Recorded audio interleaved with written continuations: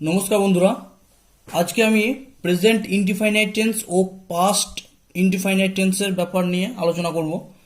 তো present indefinite tense বলতে আমরা কি বুঝি?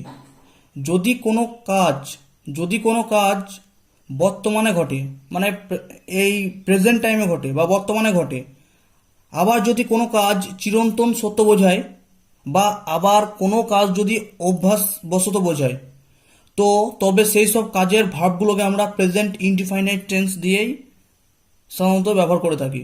তাহলে আর একবার বুঝে নাও, বর্তমানে যদি কোনো কাজ ঘটে বা কোনো কাজ যদি চিরন্তন সত্য বোঝায়, আবার যদি কোনো কাজ অভ্যাসগত বোঝায়, সেই সব ঘটনার ক্ষেত্রে যে ভার্বগুলো আমরা ইউজ করব সেগুলোই হবে প্রেজেন্ট ইনডিফাইনাইট টেন্স। ওকে, আর একবার বলছি, যদি কোনো কাজ বর্তমানে ঘটে বা সেই কাজটি চিরন্তন সত্য হয় বা সেই কাজটি অভ্যাসগত বোঝায় বা অভ্যাস বোঝায়, তো সেই কাজটির ভার্বের জন্য আমরা প্রেজেন্ট ইনডিফাইনাইট টেন্স ব্যবহার করব। ওকে, তো কি কি বললাম, তিনটে পয়েন্ট মনে রাখতে হবে। কি কাজটি বর্তমানে, আচ্ছা তোমরা খাতা পেন নিয়ে বসে যাও এবং নোট করে নাও পারলে। বর্তমান কালে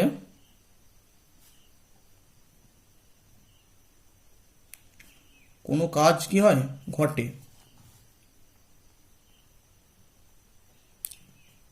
বা ঘটে থাকে,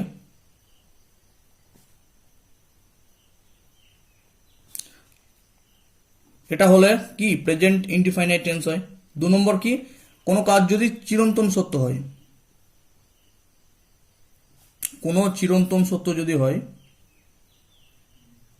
চিরন্তন সত্য বোঝায়, কোনো যদি ঘটনা চিরন্তন সত্য বোঝায়, তাহলে সেটা বোঝাতে প্রেজেন্ট ইনডিফাইনাইট টেন্স ব্যবহার করা হয়। আচ্ছা, চিরন্তন সত্য মানে কি? মানে সর্বদাই সত্য। অতীতেও সেই ঘটনাটা ঘটতো, একই ঘটতো। অতীতেও যে ওই ঘটনাটা যা ছিল, বর্তমানেও ওই ঘটনাটা তাই থাকবে, আবার ভবিষ্যতে ওই ঘটনাটা সেই একই জিনিস থাকবে, এরকম বোঝাতে আমরা চিরন্তন সত্য বুঝি। যেমন 2-2 আগেও 4 হতো, মুঘল আমলেও 2-2 4 হতো, আবার প্রেজেন্ট টাইম মোদির আমলেও 2-2 4 হচ্ছে, আবার ফিউচারে যদি রাহুল গান্ধীর টাইম আসে সেখানেও 2-2 4ই হবে। রাহুল গান্ধীর টাইমে 2-2 6 হবে না। ওকে, তোমাদের অনেকে কনফিউজ করছো যে রাহুল গান্ধীর আমলে হতেও পারে। ওকে, তাহলে এটা হচ্ছে চিরন্তন সত্য।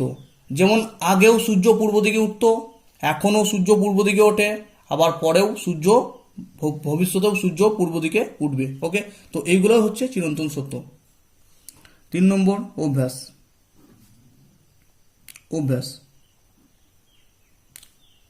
অভ্যাসবশত যদি কোনো কাজ হয়। আচ্ছা, অভ্যাসবশত বলতে কি বোঝো? অভ্যাসবশত মানে আগে আমি প্রতিদিন হাঁটতাম সকালে উঠে, ঠিক আছে, এরকম বোঝাতে, বা প্রতিদিন সকালে আগে আমরা ফুটবল খেলতাম, এরকম বোঝাতে আমরা অভ্যাস বুঝাই। ঠিক আছে, তো এই অভ্যাস বোঝাতেও প্রেজেন্ট ইনডিফাইনাইট টেন্সে ব্যবহার করা হয়। ওকে,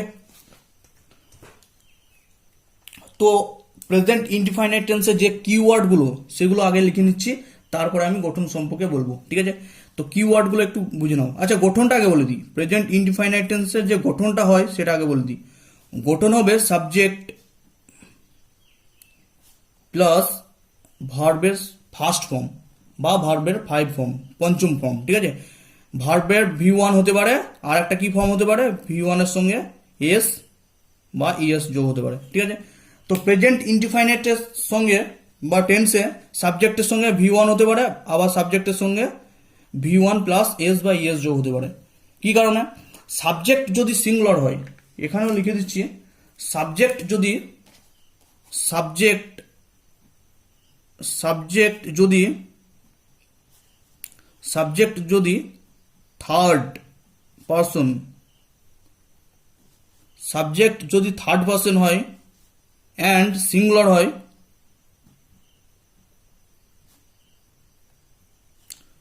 সাবজেক্ট যদি third person and singular number হয়, তাহলে কি ভার্ব নেবে?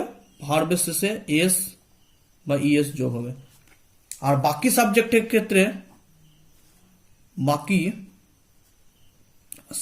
ক্ষেত্রে বাকি সাবজেক্টের ক্ষেত্রে কোন ফর্ম ইউজ হবে ভার্বের? ভার্বের ফার্স্ট ফর্ম ইউজ হবে। ওকে, তাহলে আরেকবার বুঝে নাও। প্রেজেন্ট ইনডিফাইনাইট টেন্সের গঠন হচ্ছে সাবজেক্ট প্লাস ভার্বের ফার্স্ট ফর্ম বা আরেকটা ভার্বের শেষে এস বা ইএস যোগ হতে পারে। ওকে, সাবজেক্ট যদি থার্ড পার্সন বা সিঙ্গুলার নাম্বার হয় তাহলে ভার্বের শেষে এস বা ইএস যোগ হবে। আর সাবজেক্ট যদি প্লুরাল বা বাকি সাবজেক্টগুলো হয়, এই দুটোকে বাদ দিয়ে, থার্ড পার্সন সিঙ্গুলার নাম্বার বাদ দিয়ে, তাহলে ভার্বের শেষে ফার্স্ট ফর্ম হবে, এস বা ইএস যোগ হবে না। ওকে, এটা বুঝে নাও। ওকে, এরপরে কিওয়ার্ডের সম্পর্কে বলছি। আচ্ছা, কিওয়ার্ডের সম্পর্কে বলার আগে একটা এক্সাম্পল নিয়ে নিই। যেমন তারা স্কুলে যায়, দে গো টু স্কুল। আর একটা এক্সাম্পল নিচ্ছি। আচ্ছা, দেখতে পাচ্ছ? হ্যাঁ, সে স্কুলে যায়, হি গোজ টু স্কুল। ঠিক আছে, তো এখানে লক্ষ্য করো। আচ্ছা, এটা দে হবে, দি না। আচ্ছা, এখানে লক্ষ্য করো, এখানে এটা দেখো দে, এটা কি? এটা হচ্ছে সাবজেক্ট। এটা কি? এটা হচ্ছে সাবজেক্ট, নিচে এস দিয়ে লিখছি। আর গো এটা কি? এটা হচ্ছে ভার্ব। এটা তো অবজেক্ট বা others part of the sentence. ঠিক আছে, তো সাবজেক্টের সঙ্গে কি হয়েছে? ভার্ব যুক্ত আছে। সাবজেক্টের সঙ্গে ভার্ব যুক্ত আছে, তার মানে বুঝছি এটা হচ্ছে প্রেজেন্ট ইনডিফাইনাইট টেন্স। ওকে, তো সাবজেক্টের সঙ্গে ভার্ব যুক্ত আছে মানে বুঝছি এটা প্রেজেন্ট ইনডিফাইনাইট টেন্স। আচ্ছা, পরের সেন্টেন্সটা দেখা যাক। হি গোজ টু স্কুল, সে স্কুলে যায়। হি হচ্ছে সাবজেক্ট, এখানে গোজ হচ্ছে ভার্ব। ঠিক আছে, others part of the sentence to স্কুলটা হচ্ছে। আচ্ছা, এখানে একটা জিনিস লক্ষ্য করে দেখো, এখানে গো হলো, কি হলো? শুধু জি ও গো হলো, মানে যাওয়া। আর এখানে জি ও ইএস গোজ হয়েছে। ঠিক আছে, তফাৎটা বুঝতে পারছো? এখানে ভার্ব শেষে কি হয়েছে? এস বা ইএস যোগ হয়েছে, এখানে সাধারণত ইএস যোগ হয়েছে। তো এখানে ভার্বের শেষে ইএস যোগ হয়েছে। কেন ইএস যোগ হয়েছে? কারণ হচ্ছে হি হচ্ছে একটা থার্ড পার্সন। হি হচ্ছে একটা কি? Third person. থার্ড পার্সন, আবার এটা কি? একটা সিঙ্গুলার নাম্বার। তাহলে হি হচ্ছে থার্ড পার্সন সিঙ্গুলার নাম্বার। ওকে, তার জন্য ভার্বের শেষে এস বা ইএস নিচে। ওকে, এটা বোঝা গেল। হি হচ্ছে থার্ড পার্সন সিঙ্গুলার নাম্বার, তাই ভার্বের শেষে এস বা ইএস যোগ হয়েছে। আর দে হচ্ছে কি? দে হচ্ছে প্লুরাল নাম্বার। তার জন্য ভার্বের শেষে এটা এস বা ইএস যোগ হয়নি, প্লেন ভার্বের ফার্স্ট ফর্ম অফ ভার্ব আছে। ওকে, যখন আমরা সাবজেক্ট ভার্ব এগ্রিমেন্ট শিখব, তখন এই ব্যাপারগুলো সব ক্লিয়ার হয়ে যাবে। আমরা এরপরে যখন অ্যাডভান্স ইংলিশের সাবজেক্ট ভার্ব এগ্রিমেন্ট নিয়ে আলোচনা করব, তখন এই সাবজেক্টের সঙ্গে কেন ইএস যোগ হচ্ছে, বা সিঙ্গুলার সাবজেক্টের সঙ্গে সিঙ্গুলার ভার্ব নেবে আর প্লুরাল সাবজেক্টের সঙ্গে প্লুরাল ভার্ব নেবে, ওটা ক্লিয়ার হয়ে যাবে।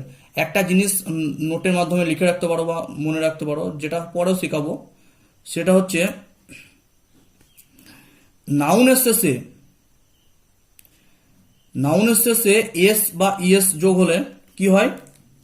সেটা হয় প্লুরাল সাবজেক্ট হয়। কি হয়?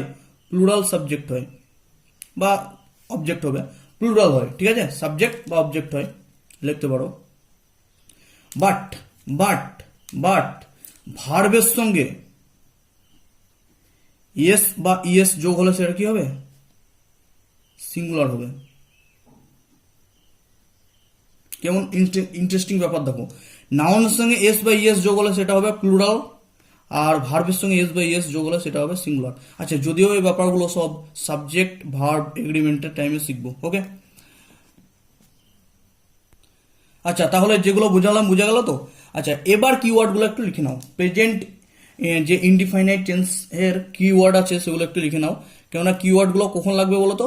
যখন তোমরা কোনো এরর ডিটেকশন করছো সেই টাইমে লাগবে কিওয়ার্ডগুলো। ঠিক আছে, এক্সামে যেটা বেশি দেয়, যে এরর ডিটেকশন বা কোনো সেন্টেন্সের মধ্যে ত্রুটি আছে কিনা সেগুলো বের করতেই তোমাদের কিওয়ার্ডগুলো লাগবে। ঠিক আছে, তো কিওয়ার্ড কিছু লিখে নাও।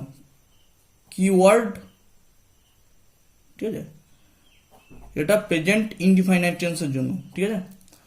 তো সেটা 1 নম্বর প্রেজেন্ট ইনডিফাইনাইটের ক্ষেত্রে হ্যাবিচুয়াল ব্যাপার বোঝাবে, হ্যাবিট অভ্যাস বোঝাবে, যেটা আমি লিখে দিয়েছি আগে।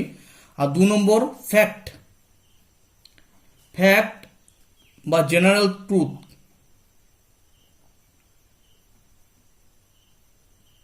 ঠিক আছে, বা সায়েন্টিফিক ফ্যাক্ট, কোনো সায়েন্টিফিক মানে কোনো কিছু আবিষ্কার হয়েছে ব্যবহার করতে আমরা প্রেজেন্ট ইনডিফাইনাইট টেন্স ব্যবহার করি। আর 3 নম্বর যেটা, সেটা হচ্ছে ইউনিভার্সাল ট্রুথ, ট্রুথ, ঠিক আছে। তো আমি আগে লিখে দিয়েছি যদিও, তবু একবার লিখে দিলাম, রিপিট করে দিলাম।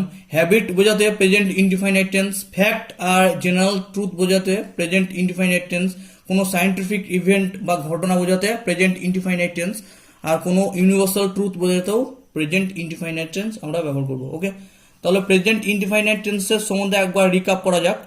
আচ্ছা, প্রেজেন্ট ইনডিফাইনাইট টেন্স বর্তমানকালে কোনো ঘটনা ঘটে, অবশ্যই এটা প্রেজেন্ট ইনডিফাইনাইট টেন্স হবে। কোনো চিরন্তন সত্য বোঝালে প্রেজেন্ট ইনডিফাইনাইট টেন্স হবে।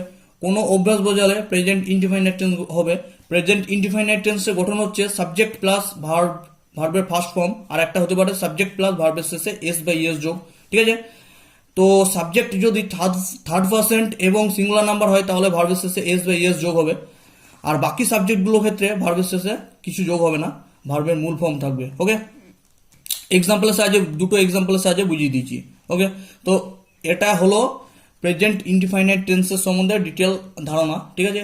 আরও তোমরা এক্সাম্পল করতে পারো এবং আরও প্র্যাকটিসের মাধ্যমে আরও ক্লিয়ার হবে ব্যাপারগুলো। আর তোমরা বই পড়তে পারো, আমার এই নোটগুলো পড়ার পর বা ভালো করে বোঝার পর তোমরা যে কোনো একটি ইংলিশ গ্রামারের বই নিয়ে সেখান থেকে আলোচনা করতে পারো। ওকে, তাহলে ব্যাপারটা আরও ক্লিয়ার হয়ে যাবে। আচ্ছা, প্রেজেন্ট ইনডিফাইনাইট টেন্স আলোচনা করার পর আমরা এবার পাস্ট ইনডিফাইনাইট টেন্স নিয়ে কিছু আলোচনা করব, ঠিক আছে। পাস্ট ইনডিফাইনাইট টেন্সটা অতটা কঠিন বা বড় নয়, ঠিক আছে, একটু সহজ টাইপের, ঠিক আছে। অতীতকালে কোনো কাজ হয়েছিল বোঝাতে, অতীতকালে কোনো কাজ হয়েছিল বোঝাতে আমাদের পাস্ট ইনডিফাইনাইট টেন্স ব্যবহার করব, ঠিক আছে। যেমন একটা ডায়াগ্রাম, আচ্ছা একটু লিখে দিই, ঠিক আছে। অতীতকালে, অতীতকালে কোনো কাজ হয়েছিল বোঝাতে,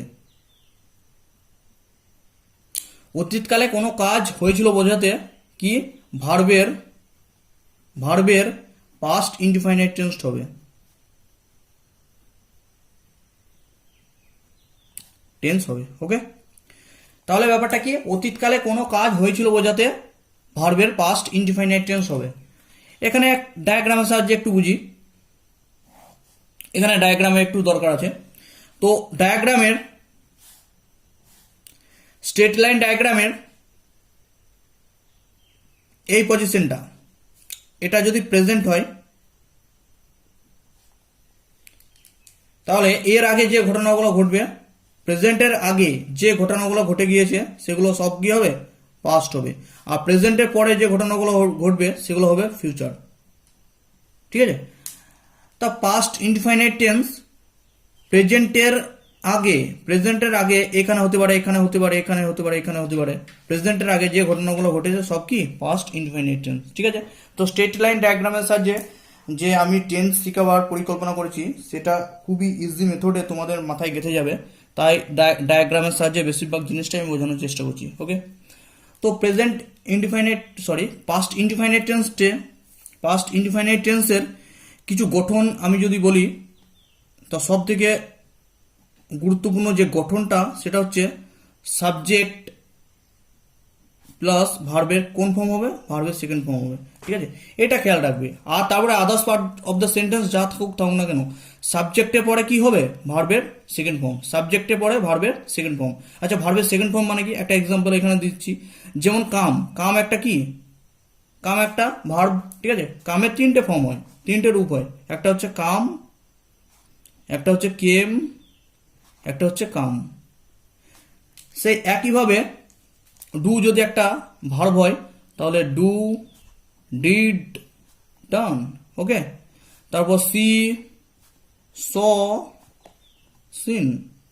তো এখানে লক্ষ্য করে দেখো, এটা হচ্ছে ভার্বের ফার্স্ট ফর্ম, এটা হচ্ছে ভার্বের সেকেন্ড ফর্ম। তো এগুলো সব কি সেকেন্ড ফর্ম, এগুলো সব কি সেকেন্ড ফর্ম, এগুলো হচ্ছে সেকেন্ড ফর্ম। তো এইগুলো বোঝাতে সর্বদা আমরা কোন টেন্স ব্যবহার করবো? ভার্বের এই ফর্ম আছে মানেই আমাদেরকে বুঝে নিতে হবে এটা পাস্ট ইনডিফাইনাইট টেন্স। ওকে, বেশ ক্লিয়ার হয়ে গেল আশা করছি। এবার কিওয়ার্ড লিখে নাও, এবার কিওয়ার্ড লিখে নাও। পাস্ট ইনডিফাইনাইট টেন্সে কিওয়ার্ড। আচ্ছা, কিওয়ার্ডগুলো কখন কাজে লাগবে? যখন আমরা এরর ডিটেকশন করব তখনই ব্যবহার লাগবে, ঠিক আছে? কিওয়ার্ড। আচ্ছা, কিওয়ার্ড হতে পারে, কিওয়ার্ড হতে পারে ইয়েস্টারডে, লাস্ট ইয়ার বা last day, last month, last night, এগুলো পাস্ট ইনডিফাইনাইট টেন্সের কিওয়ার্ড হতে পারে, ঠিক আছে? লাস্ট আর ইয়েস্টারডে, ইয়েস্টারডে আর লাস্ট আছে মানে বুঝে নিতে হবে তোমাকে কোনো সেন্টেন্সের মধ্যে এই যে চারটে ওয়ার্ড লিখলাম, এই চারটে ওয়ার্ড আছে মানে তোমাদেরকে বুঝে নিতে হবে এই সেন্টেন্সটা কি পাস্ট ইনডিফাইনাইট টেন্সে আছে। কি কি word? Yesterday, last year, last month, last night, ঠিক আছে? আরও অনেক কিওয়ার্ড আছে, যদিও যখন আমরা যে আরও অ্যাডভান্স লেভেলে শিখবো টেন্সটা তখন শিখবো, আর এরর ডিটেকশনের জন্য কিছু ক্লাস নেওয়া হবে তখন শেখানো হবে। ওকে, তো মোটামুটি আজকে প্রেজেন্ট ইনডিফাইনাইট টেন্স এবং পাস্ট ইনডিফাইনাইট টেন্সের ব্যাপারটা ক্লিয়ার করলাম। যদি কোনো কিছু অসুবিধা হয়ে থাকে বুঝতে তাহলে কমেন্ট সেকশনে জানাবে।